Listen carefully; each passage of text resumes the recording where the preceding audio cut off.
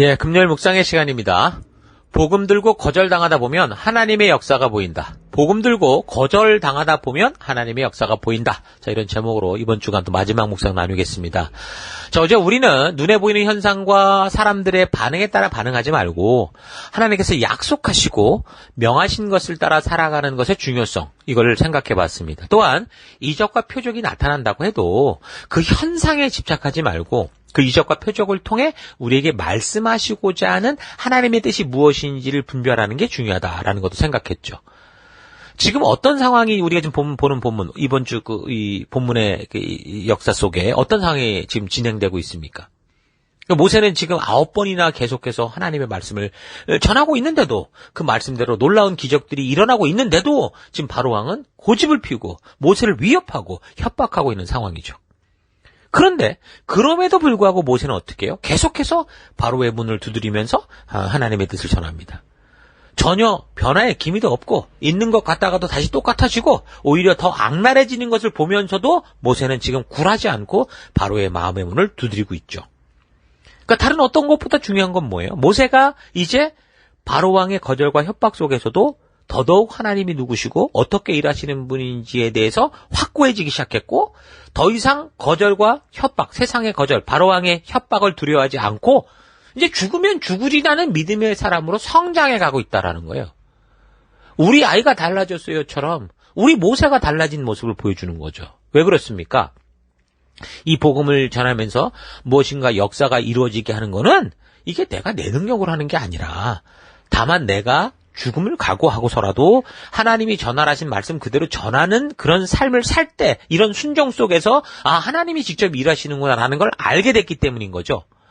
하늘에서 이루어진 하나님의 뜻이 이런 순종을 통해 이 땅에서도 이루어지는구나라는 걸 알고 믿었기 때문에 이제 모세가 달라지기 시작한 겁니다. 그러니까 바로왕의 거절과 협박은 계속됐지만 하나님은 그런 최악의 환경을 통해 어떻게 하신 거예요?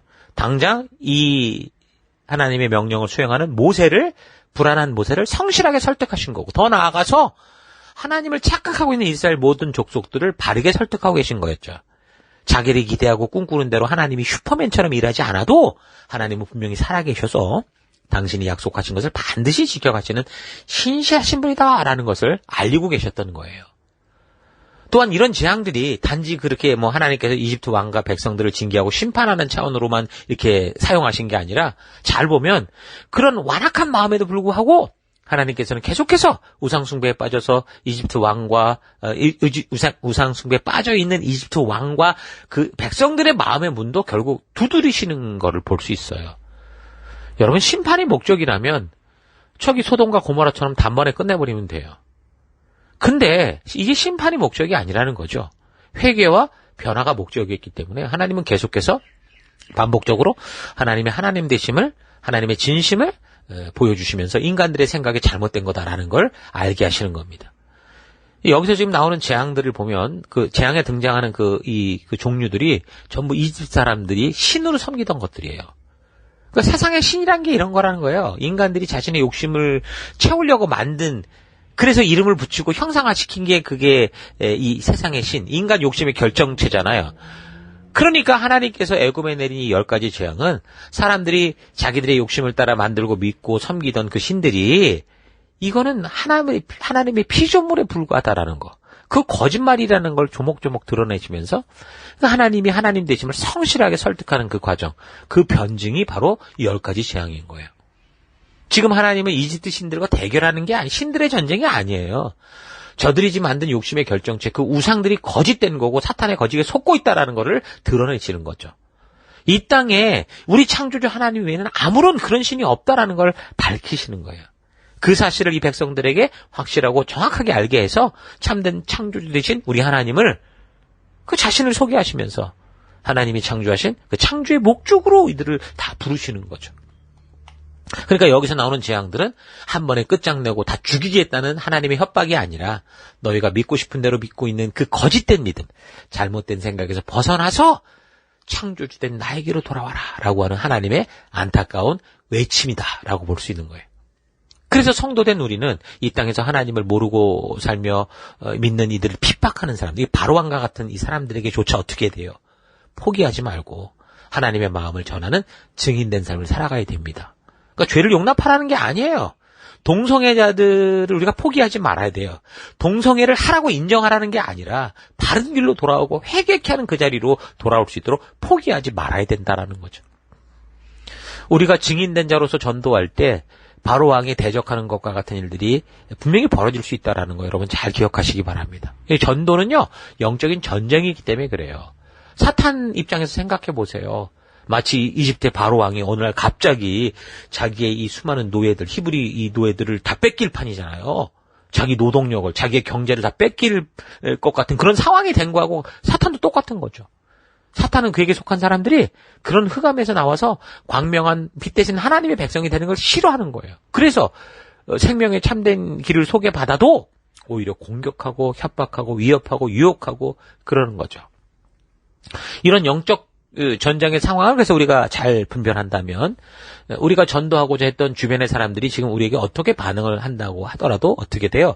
그들의 어떤 그 반응에 우리가 굴하지 않고 결국 하나님의 뜻 안에 그들이 들어오기까지 그들의 마음의 문을 자꾸 두드려야 된다라는 걸 잊지 말아야 되겠죠. 아마 처음에는 딴짓하면서 못 들은 척하고 또는 뭐 때로는 정중하게 거절하기도 하고 또는 짜증을 내면서 뭐 자기 생각과 뭐 이 종교를 존중해달라 뭐 이렇게도 하고 또 비아냥거리기도 하고 또 심할 때는 이제 모욕을 하고 공격을 하기도 합니다. 그렇더라도 우리는 지금 어떻게 돼? 모세처럼 그냥 단지 하나님의 이 뜻, 이 진실을 포기하지 않고 전하는 그런 존재가 돼야 되는 거예요. 설득해내고 데려오라는 게 아니에요. 선포하고 전하는 존재가 돼야 된다라는 거예요. 이건 영적 전쟁이기 때문에 그래요. 물론 무례하고 경거망동하게 행동할 수는 없지만 우리는 분명 하나님의 살아계심과 저들이 믿고 있는 것들이 허황된 신교주다라는 걸 알려야 돼요.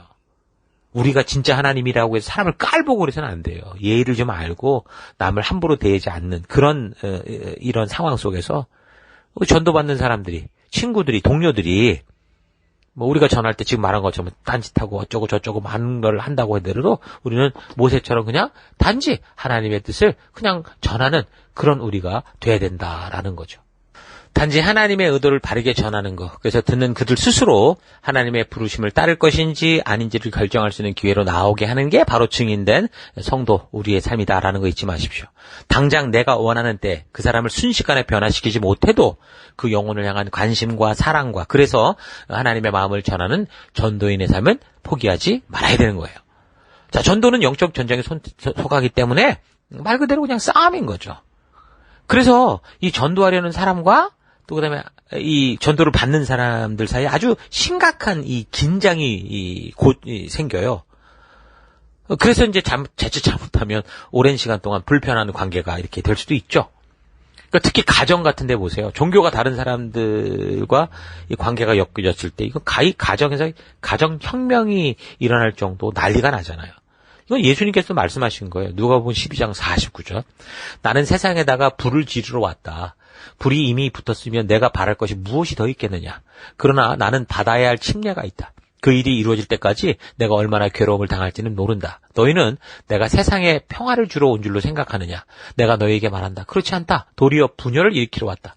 이제부터 한 집안에서 5 식구가 서로 갈라져서 셋이 둘에게 맞서고 둘이 셋에게 맞설 것이다. 아버지가 아들에게, 아들이 아버지에게 맞서고 어머니가 딸에게, 딸이 어머니에게 맞서고 시어머니가 며느리에게, 며느리가 시어머니에게 맞서서 서로 갈라질 것이다. 그러니까 믿지 않는 가정으로 시집장가를 간다거나 거꾸로 믿는 집으로 시집장가를 오게 된다고 할 때 이전까지 살아왔던 삶의 가치와 방법이 너무 다르기 때문에 정말 전쟁 아닌 전쟁이 벌어진다는 거예요. 이런 갈등의 상황 속에 누가 개입합니까? 사탄이 끼어들어요. 그래서 온갖 방법을 동원해서 이 바른 믿음의 길을 떠나게 하려고 하죠. 사탄은 어떻게 해서든 자기에게 속한 사람들을 뺏기지 않으려고 하기 때문에 별의별 협박과 조롱과 타협으로 가족들끼리 아주 불편한 관계를 형성시켜서 절대로 죄에 속한 사람들을 광명한 빛으로 나올 수 없도록 그렇게 하는 그런 끔찍한 짓을 합니다. 그래서 우리가 이 복음의 가치를 전하고자 할 때 함께 오래도록 살아야 되는 사람들과 아주 심각한 감정적 긴장과 오랜 시간 동안 불편한 관계를 이렇게 가지게 될 수도 있다라는 거 우리가 기억해야 돼요. 그러나 우리가 할 일은 뭡니까? 하나님의 뜻을 전하고 또 다시 전하고 또 외치는 거예요. 하나님이 인도하여 회복하신 그 생명의 길, 말씀의 가치대로 살아가는 길에서 담대히 나아가야 되는 거예요. 이것이 하나님께서 이스라엘을 구하셨던 방법이잖아요. 계속 반대하고 공격하는데도 하나님은 끝까지 전하는 길을 하셨어요. 이집트인들에게 그래서 당신을 계시하신 게 이 방법이고, 또한 지금 사실 우리가 구원받는 것도 이 증거의 방법 아닙니까? 전하는 자들을 통해서, 그 전하는 것을 포기하지 않는 자들을 통해서 하나님이 지금까지 하나님 나라를 이루고 계셨다라는 것을 우리에게 알게 하셨고, 그래서 지금의 나까지 그 하나님 나라 백성이 된 거고, 그래서 우리는 어떻게 해요? 증인된 삶을 살아가야 되는 거예요. 지금 벌어지는 상황을 겉으로 볼 때 모세는 바로에게 지금 9번이나 계속 거절당하고 실패하고 협박당하고 쫓겨난 것 같지만, 그러나 그 속을 보면 어때요? 그 신하들이나 백성들이 지금 변화되기 시작했어요.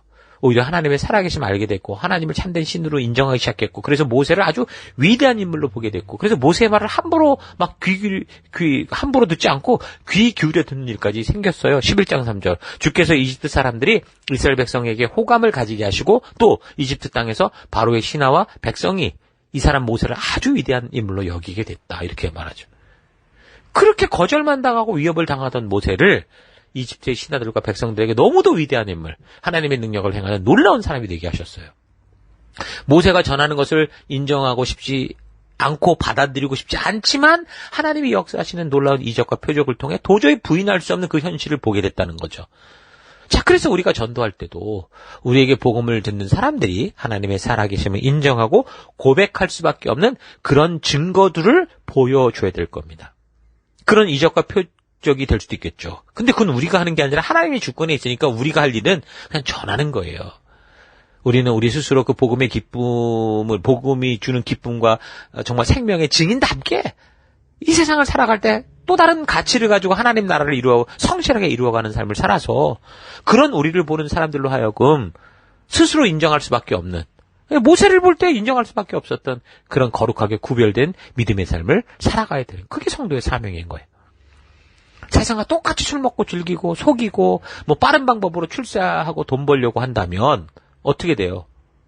세상은 우리가 전한 복음의 말은 다 옳다고 맞다고 해도 우리의 행실을 보고 하나님을 부인하고 대적할 겁니다. 그래서 성도들의 가장 전도의 방법은 뭐예요? 우리의 삶이 하나님의 말씀대로 되는 거예요. 우리의 삶이 그리스도의 편지가 되는 거고, 우리의 삶이 성경이 되게 하는 거예요.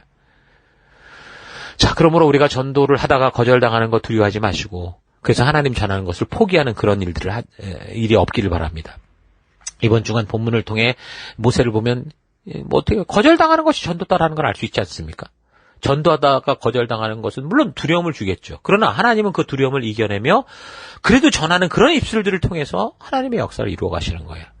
우리가 누군가에게 하나님을 전할 때, 예수 그리스도를 전할 때 상대방의 반응이 오기도 전에 어떻게 해요? 오히려 우리 생각 속에서 먼저 두려워서 거절이나 조롱을 피하기 위한 도망치는 방법을 택하죠. 그러나 오늘 모세를 통해 일하신 하나님을 보면서 우리는 그런 사람의 반응을 두려워하지 말고 전하는 사명이 있다라는 것이 절대 잊지 말기를 바랍니다. 여러분들이 그 사람을 변화시키는 게 아니라, 여러분들이 성숙시키는 게 아니라 우리의 역할은 뭐예요? 전하는 거라고요. 하나님의 의도, 하나님의 뜻을 전하는 거예요. 그 말씀의 가치대로 바르게 하나님의 진심을 알리는 것까지가 우리의 사명이에요. 그 다음은 전에 들은 사람이 선택할 문제예요. 그러니까 우리가 자녀들에게 하나님의 뜻을 교육하는 것도 똑같아요. 이 아이들을 정말 훌륭한 인격체로 만들어내는 그 힘이 우리에게는 없어요. 다만 우리는 하나님의 뜻을 끝까지 포기하지 않고 전하는 거죠. 적어도 우리 아이들이 하나님이 뭘 원하신다라는 걸 듣고 알 수 있는 데까지 바르게 전하고 가르쳐야 돼요. 그 다음은요, 이제 성장하는 인격을 가진 우리 자녀들 스스로 그 하나님이 부르신 그 부르심에 응답할 건지 아닌지 그건 스스로 선택하는 일이에요. 그래서 하나님은 우리에게 계속해서 하나님의 뜻을 알리는 이 말씀대로 사는 그 삶을 두려워하지 마라, 이렇게 말씀하시죠. 물론 우리가 전할 때 분명히 예상되는 반응은 뭘까요? 냉대와 비웃음과 무관심과 조롱과 욕과 박해와 핍박이 맞을 겁니다. 예수님의 골고다 그 용서의 길이 어떤 길이었어요? 사람들에게 조롱과 무시와 침뱉음을 당하고 돌맞는 길이었잖아요. 바로 이런 길이 성도가 걷는 세상에서 만나는 길이에요. 세상은 예수를 닮은 우리를 조롱하고 욕하고 핍박하고 침뱉고 저주 퍼붓고 조롱하고 발길질 할 겁니다. 그러나 하나님의 하나님 되심을 우리가 더하지 말고 빼지 말고 모세처럼 전하기만 하면 그런 순종하는 삶의 과정 속에서 하나님께서 바로 왕과 그 핍박하는 그 백성들을 변화시키듯이 우리의 현실 속에서 그런 변화를 맛보게 될 거예요. 성도인 우리가 전도할 때 나를 적대시하고 보기 싫어하고 비아냥거리고 조롱하는 사람들에게 모세처럼 바로 왕의 협박 속에서도 용기 있게 10번씩 다가가려고 하는 그런 믿음의 태도. 내가 정말 이 사람을 꼭 이기고 말겠어가 아니라 하나님이 가라 하시는 그 10번이라는 게 완전수라고 볼 수 있잖아요. 끝까지 우리가 순종을 한다면 어떻게 되겠어요? 우리의 삶 속에서도 하나님이 역사하시는 그 역사를 보게 된다는 거죠. 자, 이런 10가지 재앙의 본문을 그래서 여러분 이런 차원에서 잘 묵상하시고 생각해 보시면서 놀라운 이적과 표적이 어땠다 이런 거 집중하기보다 이런 표적과 이런 이적을 통해서라도 지금 하나님이 전도하시고 온 세계를 부르시고 계신 이 하나님의 진실한 의도를 바르게 분별하고 만나는 여러분들 되시기를 바랍니다. 자, 오늘 하루 나는 지금 어떤 증인의 삶을 살고 있는가 좀 잘 되돌아봤으면 좋겠습니다. 그 무엇보다 내가 이렇게 예수 그리스도의 사랑으로 말미암아 하나님의 자녀가 된 건 바로 하나님의 창조되심을 알리는 어떤 증인들 때문이다라는 사실을 잊지 말길 바랍니다. 그래서 성도란 증인이라는 이 정체성을 잃으면 그럼 이제 그때부터 교회 생활이 어떻게 돼요? 다 자기가 원하는 종교 생활이 돼요. 심하게 말하면 우상숭배에 빠지는 거죠. 하나님의 뜻과는 전혀 다른 자기가 원하고 기대하는 것만을 추구하는 것. 그게 바로 우상숭배 아닙니까? 생명을 낳는 생명을 세우는 것. 전도하는 이 일이 뭐예요? 그게 지금 우리의 존재의 이유인데 그걸 외면하고 교회당만 왔다 갔다 하는 게 그게 우상숭배라고요. 그럼 교회 안에서도 충분히 그런 우상숭배 속에 빠져서 살아갈 수 있다니까요. 이사야서 1장을 보십시오. 27절. 시온은 정의로 구속함을 받고 회개한 백성은 공의로 구속함을 받을 것이다. 그러나 거역하는 자들과 죄인들은 그러니까 함께 부름을 받았어고도 거역하는 자들과 죄인들은 모두 함께 패망하고 주를 버리는 자들은 모두 멸망할 것이다. 하나님의 뜻대로 가지 않는 자들은 모두 멸망을 당한다는 거예요. 너희가 상수리 나무 아래 우상 숭배를 즐겼으니 아니 하나님이 부르신 그 부르심을 받아놓고도 우상을 즐겼다는 거예요. 그래 수치를 당할 거고 너희가 동산에서 이방신들을 즐겨 섬겼으므로 창피를 당할 거다. 기어이 너희는 잎이 시든 상수리 나무처럼 될 거고 물이 없는 동산과 같이 메마를 거다. 강한 자가 사모라기와 같이 되고 그가 한 일은 불티와 같이 될 것이다. 이 둘이 함께 불타도 꺼줄 사람이 하나도 없을 거다. 여러분 이 구절은요 지금 이사야 선지자가 지금 이 예루살렘에서 예배를 드린다 열심히 예배를 드린다고 하는 유다 백성들에게 경고한 거였어요. 창조주 하나님께서 거해 주시겠다고 한 이 예루살렘에서 하나님을 예배하는 자들이 그 예배를 통해 어떤 짓을 한 거예요? 하나님이 아닌 우상을 섬기고 있었다라는 거예요. 그러니까 그 예배 자체만이 아니라 그들의 삶이 거짓됐다 그 말이죠. 그러니까 하나님께서 성회로 모아주신 교회에서 하나님의 뜻대로 살아가는 게 아니라 그 교회당까지 와서 자기 생각대로 살아갔다라는 거예요. 그게 우상숭배다. 그거는 벌 받는다. 그거는 멸망당할 거다 얘기를 하는 거죠. 그래서 우리는 무엇보다 하나님의 증인된 삶, 바른 말씀을 증거하는 삶을 어디서부터? 교회 안에서부터 바르게 실천하고 순종해야 돼요. 생명을 낳는 생명의 이 삶, 이 전도의 삶을 여러분 포기해서는 안 되는 거예요. 부지런히 하나님의 진심을 성경과 역사를 통해 바르게 알고 그렇게 알고 만나게 된 하나님의 진심을 강단에서부터 각 사람의 삶의 곳곳에까지 전하고 외치는 증인된 삶을 살아야 되는 거예요.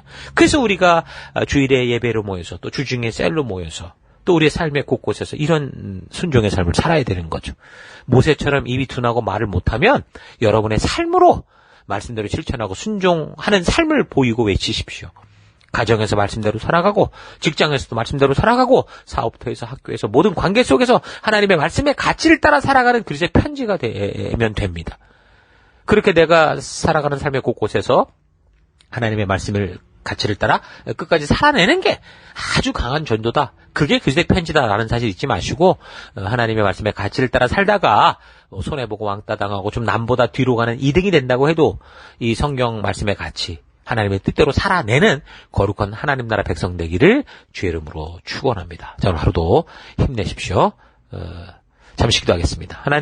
하나님께서는 우리의 순종을 통해 역사하시고자 하는데 나는 내 실력과 남들로부터의 인정함을 받아 내가 하나님을 전할 수 있는 것처럼 그렇게 살아온 것을 회개합니다. 하나님의 뜻대로가 아니라 내가 기대하고 내가 생각하는 대로 열심히 움직이는 것이 우상숭배라는 거 잊지 말고 하나님을 향한 열심과 사랑을 잊지 않되 내 방법이 아니라 하나님의 뜻대로 나아가는 내가 되기를 합니다. 모세처럼 입이 둔하면 모세처럼 하나님의 말씀대로 성실하게 살아서 결국 하나님의 이름이 나를 통해 내가 살아내는 그리스도의 편지요 향기된 삶을 통해 온 땅에 퍼져나가게 하는 하나님의 나팔과 같은 그런 삶 되기 원합니다. 이 하루도 그래서 그런 삶으로 나아가는 내가 되기를 간절히 바라옵고 예수님 이름으로 기도했습니다. 아멘.